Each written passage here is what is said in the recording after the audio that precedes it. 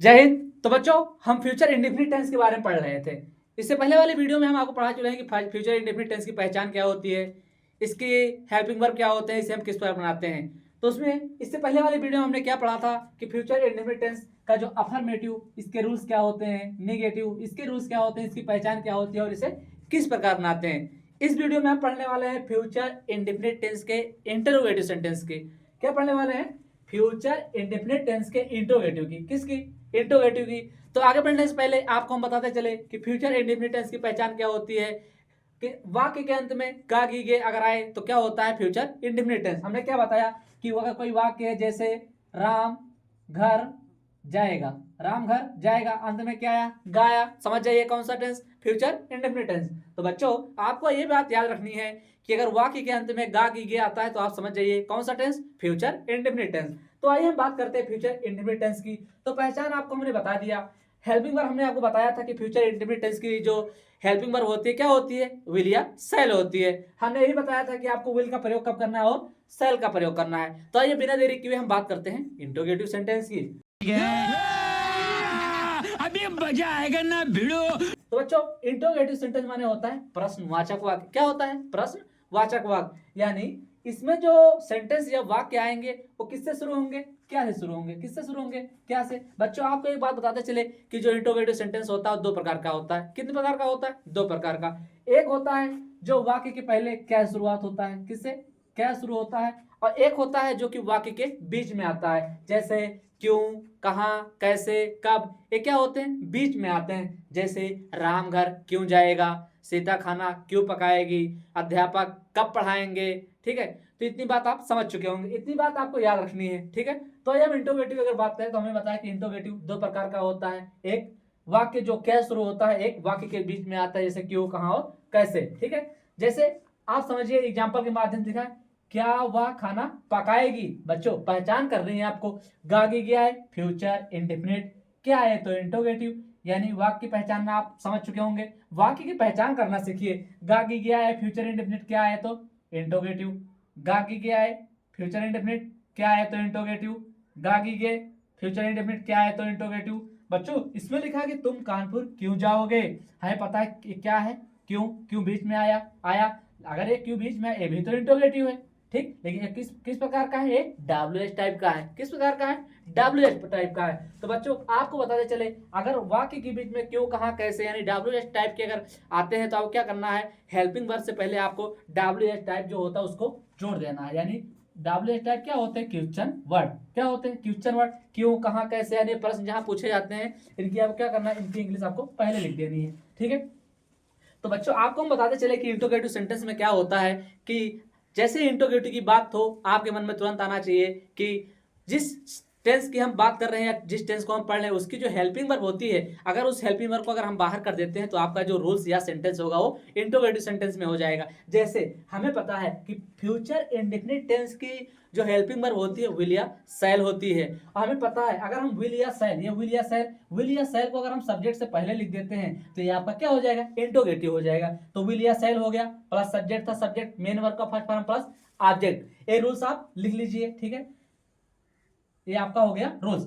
अब एग्जांपल के माध्यम से हम आपको समझाएंगे कि आप किस प्रकार से यह फ्यूचर इंडेफिनिट के इंट्रोगेटिव सेंटेंस है और इसे हम किस प्रकार बनाएंगे। तो रूल क्या लिखा है? क्या वह खाना पकाएगी। एग्जाम्पल मैं आपको बना रहा हूं, आप इसको हमारे साथ, मेरे साथ बनाते चलिए। ठीक है, लिखा है क्या वह खाना पकाएगी। पहचान गागी गे फ्यूचर इंडेफिनिट, क्या है तो इंट्रोगेटिव। आइए हम बनाते हैं। रूल्स कहता है पहले हमारा विल या शैल होना चाहिए। आपको पता है कि हमें विल या शैल का प्रयोग कब करना है। अगर आपका सब्जेक्ट यानी कहता एक वचन है तो आपको क्या लगाना है? विल लगाना है। और आपको पता है कि अगर आई ओ वी फर्स्ट पर्सन के साथ आपको किसका प्रयोग करना है? शैल का प्रयोग करना है। तो यहाँ क्या हुआ? खाना पकाएगी, लड़की की बात हो रही है तो वह की इंग्लिश क्या होती है? सी। क्या होती है? सी। हमें पता है कि सी क्या होता है? एक वचन होता है, इसलिए आगे क्या लगा देंगे हम? विल। क्या लगा देंगे? विल। इतनी बात आप समझ चुके होंगे, इतनी बात समझ में आई। ठीक,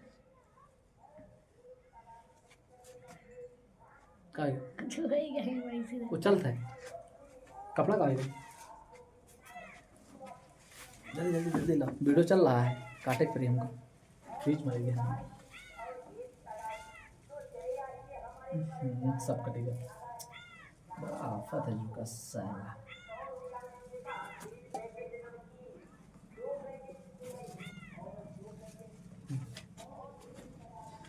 क्या लिखा है, क्या वह खाना पकाएगी। बनाते हैं, पहले क्या लिखना है हमें, विल या शैल। तो हमें पता है सब्जेक्ट, सब्जेक्ट क्या है, वह की इंग्लिश क्या होती है बच्चों, सी। क्या होती है, सी। सी हमारा एक वचन होता है, इसलिए सी से पहले क्या आ जाएगा, विल। क्या आ जाएगा, विल।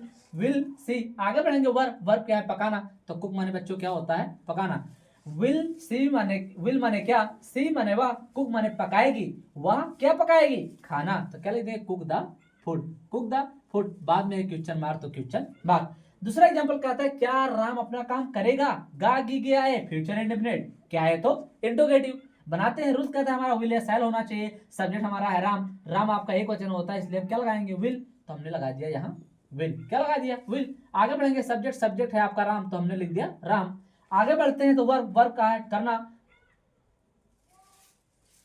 क्या है, करना। तो बच्चों डू माने क्या होता है, करना। विल माने क्या, राम माने राम, डू माने करेगा। राम क्या करेगा, अपना काम। तो बच्चों आपको बताते चले कि राम, राम क्या होता है, ही होता है, इसलिए ही के साथ क्या लगता है, हिज। अपने के लिए क्या लगता है, हिज। हमने लिख दिया हिज। और वर्क माने कार्य। वर्क माने कार्य, आपका क्वेश्चन मार्क। तीसरा एग्जांपल कहता है, क्या लड़के क्रिकेट खेलेंगे। क्या लड़के क्रिकेट खेलेंगे। बनाते हैं, हमें पता है कि विल या शैल लगाना है। यहाँ क्या लिखा है, लड़के। क्या लिखा है, लड़के। लड़के क्या होते हैं, यहाँ बहुत सारे हैं, इसलिए क्या लगाएंगे हम, शैल। क्या लगाएंगे, शैल। लड़के हैं तो the boys, shall the boys. Will या शैल था, हमने शैल लगा दिया, सब्जेक्ट लिख दिया। आगे बढ़ेंगे तो वर्ब। वर्ब क्या है, खेलना। तो प्ले माने बच्चों क्या होता है, खेलना। शैल माने क्या, द बॉयज माने लड़के, प्ले माने खेलेंगे। क्या लड़के खेलेंगे, क्या खेलेंगे, क्रिकेट। तो प्ले क्रिकेट, प्ले क्रिकेट। ठीक है, ये आपका होगा क्वेश्चन मार्क। चौथा एग्जांपल आपका कहता है कि तुम कानपुर क्यों जाओगे। क्या लिखा है, तुम कानपुर क्यों जाओगे। बीच में क्या आया, क्यों। क्या आया, क्यों। क्यों क्या होता है, क्वेश्चन वर्ड होता है। ये क्या होता है, क्वेश्चन वर्ड होता है। हमें पता है कि जो क्वेश्चन वर्ड होते हैं उनकी इंग्लिश में वो क्या करने हैं, पहले लिखते हैं। तो ये हम लिखते हैं, रूल्स कहता है पहले क्वेश्चन वर्ड होना चाहिए। क्वेश्चन वर्ड क्या है, क्यों। क्यों की अंग्रेजी क्या होती है, वाई। क्या होती है, वाई। आगे बढ़ेंगे तो हमें विल या शैल लगाना है। तो सबसे पहले हम सब्जेक्ट देखेंगे, सब्जेक्ट क्या है, तुम। क्या है, तुम। और बच्चा आपको पता है कि तुम के लिए आया है, हेल्पिंग क्या, क्या वह प्रयोग करना है, विल। क्या प्रयोग करना है, will. Why will you, why will you. बच्चों आपके मन में आ रहा होगा कि सर यू तो बहुवचन होता है, तो यू के साथ तो सेल होना चाहिए, लेकिन नहीं, हमें पता है कि फर्स्ट पर्सन के साथ हमें सेल का प्रयोग करना है। बाकी जो सब्जेक्ट है उसके साथ हमें क्या प्रयोग करना है, विल का प्रयोग करना है। तो वाई विल यू। आगे बढ़ेंगे तो वर्ब। वर्ब क्या है, जाना। तो गो माने जाना, गो माने जाना। आगे है ऑब्जेक्ट। ऑब्जेक्ट क्या है, कानपुर। तो लिख देंगे टू कानपुर, टू कानपुर। ये आपका क्वेश्चन मार्क। वाई माने क्यों, विल यू माने तुम, गो माने जाओगे, टू कानपुर माने कानपुर। तुम कानपुर क्यों जाओगे। पांचवा एग्जांपल कहता है कि अध्यापक अंग्रेजी कब पढ़ाएंगे। बच्चों बीच में क्या आ रहा है, कब आ रहा है, क्या आ रहा है, कब आ रहा है। तो हमें पता कब क्या होता है, क्वेश्चन वर्ड होता है। आप क्वेश्चन वर्ड की इंग्लिश आपको कब लिखनी है, पहले लिखनी है। तो कब की इंग्लिश क्या होती है, वेन माने कब, वेन माने कब। आगे बढ़ेंगे तो हमें सब्जेक्ट विल या सेल लगाना है। तो अध्यापक यहाँ एक है, इसलिए हम लगा दिए यहाँ विल। क्या लगा दिए, विल। आगे बढ़ेंगे तो हमें सब्जेक्ट, सब्जेक्ट अध्यापक, तो हम लिख देंगे will the teacher, will the teacher. आगे बढ़ेंगे तो ऑब्जेक्ट वर्ब लिखना है। वर्ब क्या है, पढ़ाना। तो टीच माने बच्चों क्या होता है, पढ़ाना। ठीक है, और क्या पढ़ाएंगे, तो इंग्लिश। तो teach the, teach English, teach English. बच्चों एक बात आपको हमेशा याद रखनी है कि अगर इंग्लिश से पहले अगर आप दा लगा देते हैं तो अंग्रेज हो जाएगा। क्या हो जाएगा, अंग्रेज हो जाएगा। इसलिए इंग्लिश से पहले दा नहीं लगता है। इतनी बात आप समझ चुके होंगे, समझ चुके होंगे। अब आगे हम बात करते हैं इंट्रोगेटिव निगेटिव की। किसकी बात करते हैं, इंट्रोगेटिव निगेटिव की।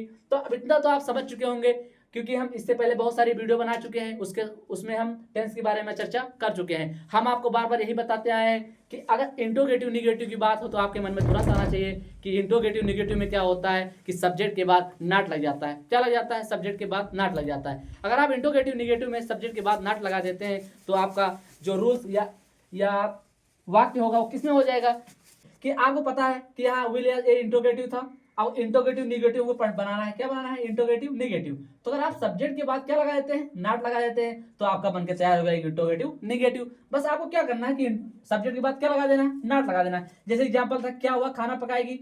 एग्जांपल होता है क्या हुआ खाना नहीं पकाएगी, तो आपको पता है कि सब्जेक्ट के बाद आप क्या लगा देते, नॉट लगा देते। ठीक, क्या राम अपना काम नहीं करेगा, राम के बाद नॉट लगा देते, निगेटिव हो जाता। क्या लड़के क्रिकेट नहीं खेलेंगे, लड़के के बाद नॉट लगा देते, आपका इंट्रोगेटिव निगेटिव हो गया। तुम कानपुर क्यों नहीं जाओगे, यू के बाद नॉट लगा दिया, आपका नेगेटिव हो गया। इसमें था अध्यापक अंग्रेजी कम नहीं पढ़ाएंगे, तो यहाँ टीचर के बाद आप क्या लगा देते, नॉट लगा देते, आपका इंटरोगेटिव नेगेटिव हो जाएगा। बस आपको एक ही बात याद रखनी है कि इंटरोगेटिव नेगेटिव बच्चों क्या करना है, सिर्फ सब्जेक्ट के बाद नॉट लगा देना है, आपका इंटरोगेटिव नेगेटिव हो जाएगा। ठीक, इतनी बात आप समझ चुके होंगे।